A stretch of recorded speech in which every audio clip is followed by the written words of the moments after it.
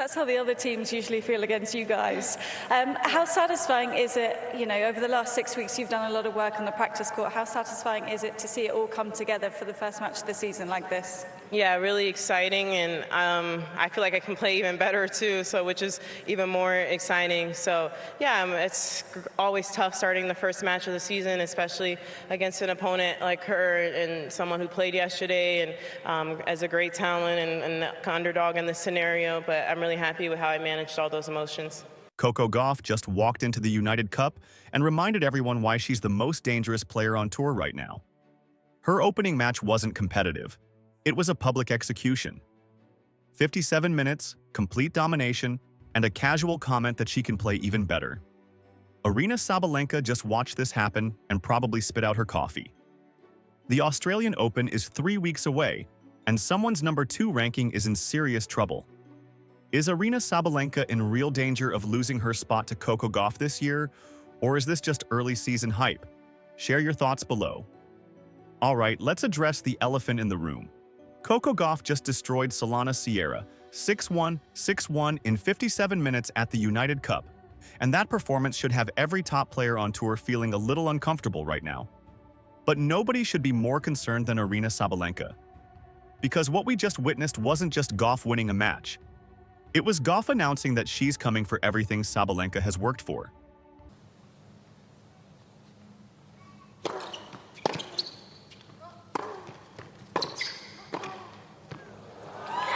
Same match. Stunning from Coco Gauff here in Perth. 2 sets to love, 6-1, 6-1. Dominant display from the beginning. 6-1, 6-1, Coco Gauff. Sabalenka is currently world #2. She's won Grand Slams. She's been incredibly consistent at the top of the game. But here's the problem.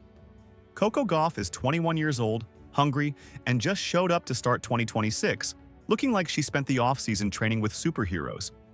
Meanwhile, Sabalenka is about to defend a lot of points from last year's success, and if she stumbles even slightly, Gauff is right there ready to pounce.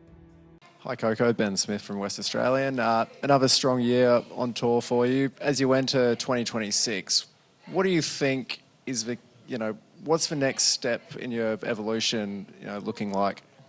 I think just consistency. I would like to, go deep in all the slams this year. And yeah, obviously I would like to touch #1 ranking. That would be pretty cool. But yeah, I think just being consistent throughout the year. Let's break down what actually happened in Perth, because the scoreline doesn't even tell the full story of how dominant Gauff was. She faced Solana Sierra, who was playing her first ever match against a top 10 player. You might think Gauff would take it easy, shake off some rust, and gradually build into the match. Nope. She came out like she had a flight to catch and needed to finish this quickly.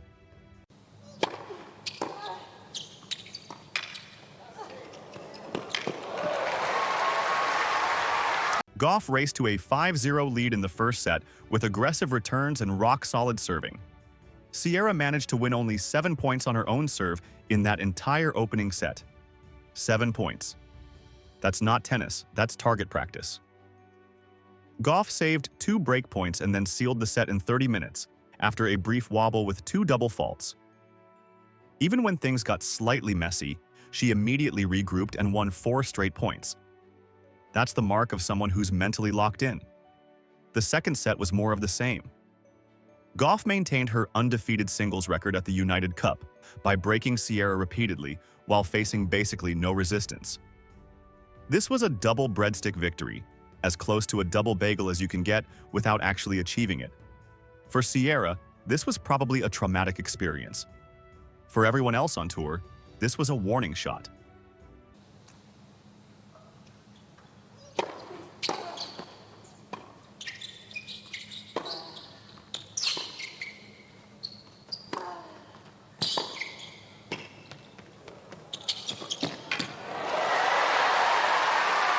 After the match, Gauff said something that should genuinely terrify her rivals.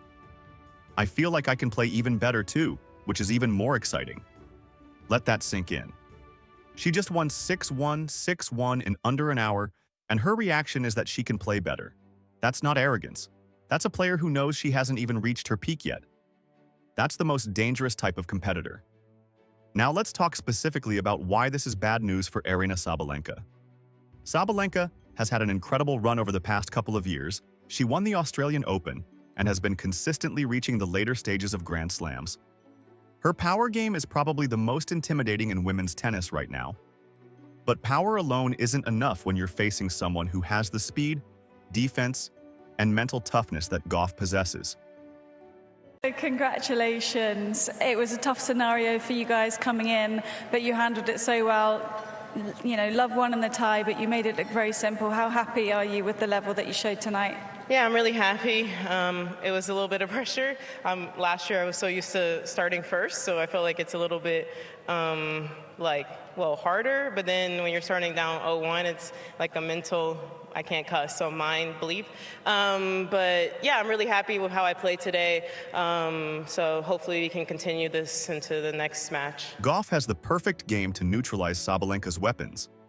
Sabalenka relies on overpowering opponents with her serve and ground strokes. But Gauff is one of the fastest players on tour. She can track down balls that would be winners against almost anyone else. She can extend rallies and force Sabalenka to hit extra shots, which increases the chance of errors. This matchup has always been tough for Sabalenka, and now Gauff is showing up to 2026 looking even better than before. The timing of this performance is also crucial. The Australian Open is just 3 weeks away, and it's traditionally been Sabalenka's best tournament. She's won it before and will be expected to defend a ton of ranking points there. If Sabalenka has an early exit in Melbourne and Gauff makes a deep run, we could see a massive shift in the rankings. Gauff is currently number 3, but she's openly stated she wants to reach number 1 this year. Sabalenka is standing directly in her way. What makes Gauff so dangerous right now is that she's coming off a full off-season of preparation. She spent her entire preseason in Florida, well-rested and focused on becoming better and more comfortable with her game. That's exactly what you want to hear from a top player. She didn't take a long vacation or show up unprepared. She's been working, and it shows. Gauff also mentioned that starting the year in a team environment like the United Cup is the perfect mix of pressure and having fun. Last year, she went 5-0 in singles at this event and helped USA win the whole thing. This year, she's back as a defending champion, and she's already off to a perfect start. The confidence she's building here will carry directly into the Australian Open, and that's a problem for everyone else in the draw. Another thing working in Gauff's favor is her age. At 21, she has way more energy and fewer miles on her body than some of the older players in the top 10. Sabalenka is 26, which isn't old by any means, but in tennis terms, Gauff is still in that sweet spot where her body can handle the grind of a full season without breaking down. If both players are healthy all year, Gauff has the physical advantage. Gauff's mental game has also matured significantly. She talked about managing emotions during her first match of the season, and she clearly did that well. There was no sign of nerves or rust. She came out focused and executed her game plan perfectly. That level of composure is something that used to be a question mark with Gauff earlier in her career. Not anymore. She's grown into a complete player. Let's also talk about what this performance means for Gauff's confidence heading into the rest of the season. When you start the year by absolutely demolishing your opponent, it sets a tone. It tells you that your preparation worked. It tells you that you're ready. It gives you momentum that can carry through multiple tournaments. Gauff now has that momentum, and it's going to be hard to stop. Sabalenka, on the other hand, hasn't played yet this season. She's going to make her 2026 debut at some point soon, and there will be pressure on her to match the level that Gauff just displayed. If she comes out and has a shaky first match, the narrative immediately becomes that Gauff is ahead in the race. These little psychological edges matter over the course of a long season. The head-to-head record between Gauff and Sabalenka has been competitive, but Gauff has shown she can win those matches. She's not intimidated by Sabalenka's power. She's figured out how to handle it. And every time they play, Gauff seems to understand the matchup better. That's a terrible trend if you're Sabalenka, because it means the player chasing you is actively getting better at beating you specifically. One thing that stood out in Gauff's United Cup performance was her serving. She held serve easily throughout the match, which meant Sierra was always playing from behind. When Gauff is serving well, she becomes exponentially harder to beat because it takes away one avenue for opponents to get back into matches. If she maintains that serving level, Sabalenka is going to have a very hard time finding breaks when they face each other. Gauff's return game was equally impressive. She limited Sierra to just 7 points on serve in the first set, which is absurd. That return game is exactly what makes her so dangerous against power players like Sabalenka. She can neutralize big serves and get the ball back in play with interest. That forces opponents into extended rallies, which is where Gauff's speed and court coverage become overwhelming. The fact that Gauff went through this match in just 57 minutes is also significant for energy management. In team competitions, you might have to play multiple matches in a short time span. By finishing quickly, Gauff saved energy for potentially playing mixed doubles later the same day. That efficiency is smart tennis, and it shows she's thinking strategically about the entire competition, not just individual matches. Gauff's comments after the match also revealed her mindset. She said she's really happy with how she managed all her emotions, especially in a first match of the season against an opponent who had already played the day before. That shows self-awareness and maturity. She recognized the challenges of the situation and executed anyway. That's championship mentality. For Sabalenka, the problem is that she can't really do anything about Gauff's rise except play better tennis herself. And that's easier said than done when you're already playing at a very high level. Sabalenka is going to have to defend ranking points all year from her successful 2025 season. Gauff, meanwhile, can afford to have a few early exits here and there because she's building from a slightly lower base. The pressure dynamics favor Gauff. Another issue for Sabalenka is that Gauff is openly targeting the #1 ranking. When someone publicly declares they're coming for the top spot, it adds pressure to everyone above them in the rankings. Iga Świątek at #1 is obviously the main target, but Sabalenka at #2 becomes collateral damage if Gauff goes on a tear. Every tournament Sabalenka loses early, Gauff has an opportunity to close the gap. The Australian Open is going to be absolutely critical in this rivalry. If Gauff makes a deep run and Sabalenka doesn't defend her points adequately, we could see Gauff move up to #2 in the rankings. That would be a massive psychological blow to Sabalenka because it would confirm that Gauff has overtaken her. And once Gauff gets ahead, she's not the type to give it back easily. Gauff's game style is also evolving in ways that make her harder to prepare for.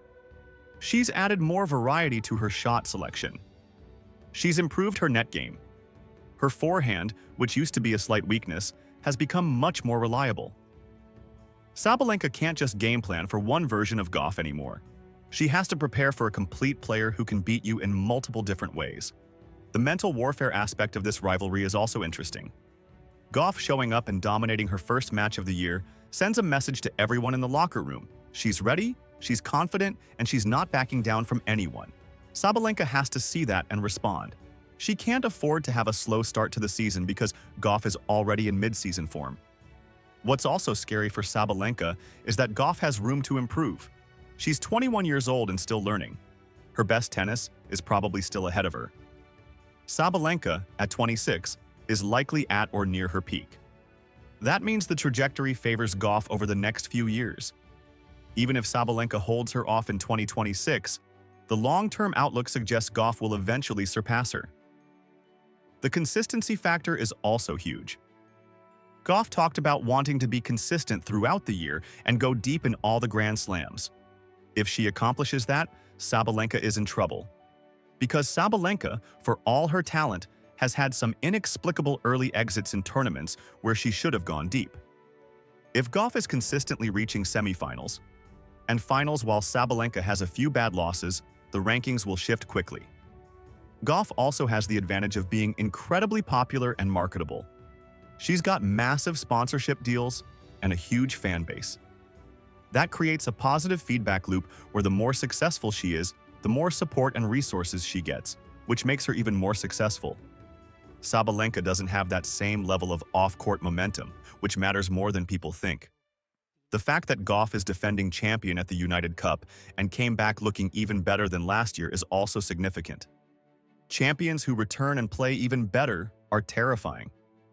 It shows they're not satisfied with past success. They want more. That hunger is what separates good players from great ones, and Gauff clearly has it. Sabalenka needs to hope that Gauff has some hiccups early in the season, loses some matches she should win, and gives up ranking points. But based on this United Cup performance, that doesn't seem likely. Gauff looks locked in, focused, and ready to have the best season of her career. And that timeline directly conflicts with Sabalenka trying to maintain or improve her own position in the rankings. The bottom line is this. Coco Gauff just announced her arrival in 2026 in the most emphatic way possible. She's faster, stronger, more confident, and hungrier than ever. Aryna Sabalenka should be very concerned because the gap between number 2 and number 3 just got a lot smaller.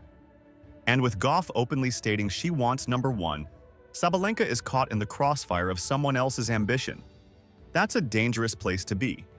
Aryna Sabalenka just watched Coco Gauff demolish an opponent in under an hour and probably realized her 2026 season just got way more complicated. Gauff isn't playing around anymore. She's coming for the top spot, and anyone in her way is about to have a very long year. If you want all the updates on this rivalry, hit that like button and subscribe right now.